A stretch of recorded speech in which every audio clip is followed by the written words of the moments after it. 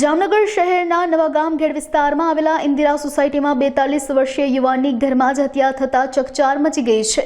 મૃતક યુવાનનું નામ મિલન પરમાર હોવાનું સામે આવ્યું છે અને તેમના પરિવારજનોએ હત્યા પાછળ અનૈતિક સંબંધો કારણભૂત હોવાનો ગંભીર આક્ષેપ કર્યો છે।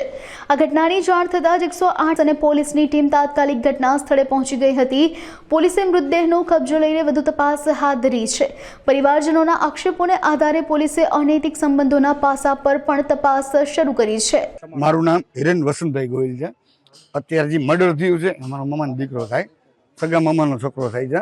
અવૈધ સંબંધના હિસાબે આ મર્ડર થયું છે। મારો વારા કોણ કોણ છે, શું નહીં બધી ખબર છે। એ પોલીસમાં ફરિયાદ થશે એટલે હું કરાવીશ, બરાબર। મરનારનું મિલનભાઈ હેમંતભાઈ પરમાર નામ છે।